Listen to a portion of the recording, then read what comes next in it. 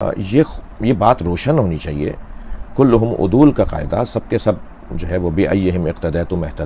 اہتدیتم کا قاعدہ، اور اس کے مطابق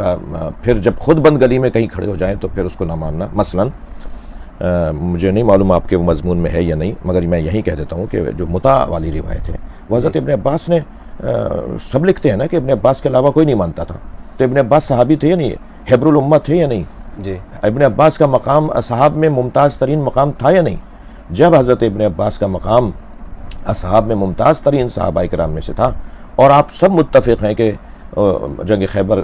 کے موقع پر اس کو نبی نے منسوخ کر دیا تھا اور ختم کر دیا تھا، اور مگر حضرت ابن عباس واحد صحابی تھے جو آخری دم تک نبی کی رحلت کے بعد جب تک بقید حیات رہے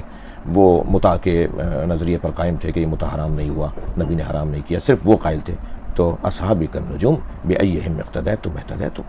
صحابی ستاروں کی طرح ہے، کسی ایک کے پیچھے بھی لگ جاؤ گے تو ہدایت یافتہ ہو، تو ہم حضرت ابن عباس کے پیچھے لگے ہوئے ہیں، تو پھر ہمیں کیوں زنا کی نسبت اور متع کو ایک حرام کام کی نسبت دی جاتی ہے؟ جب ایک صحابی بھی یا تو اس قاعدے کو سے ہاتھ اٹھائیے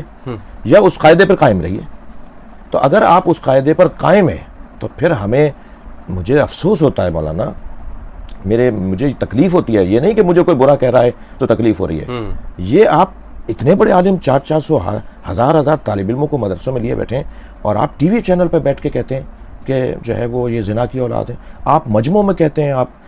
چوکوں پہ کھڑے ہو کے کہتے ہیں کہ یہ متع کی اولادیں ہیں، یہ یعنی آج تک کسی جاہل ذاکر نے بھی سنی ایسا ہے کہہ کر نہیں کہا ہوگا۔ آپ مجھے ایک کلپ دکھا دیجئے، لیکن یہاں پڑھے لکھے لوگ کہتے ہیں شیعہ ایسا، اور شیعت کو ہم یہ کر دیں گے، اور شیعہ ویسے۔ آپ پورے مسلک کا مذاق بنا رہے ہوتے ہیں، توہین مذہب کر رہے ہوتے ہیں۔ ہمارے یہاں جاہل ذاکر بھی نہیں کہتا، بلکہ وہ اپنے خطاب میں کہتا ہے میرے سنی شیعہ بھائیوں، میرے سنی شیعہ بھائیوں۔ وہ سنی کو برا نہیں کہتا، لیکن یہاں پورے شیعہ کو برا کہا جاتا ہے، شیعت کو برا کہا جاتا ہے۔ شیعت کا ہم جنازہ نکال دیں گے، شیعت کو ہم اینٹ سے اینٹ بجا دیں گے۔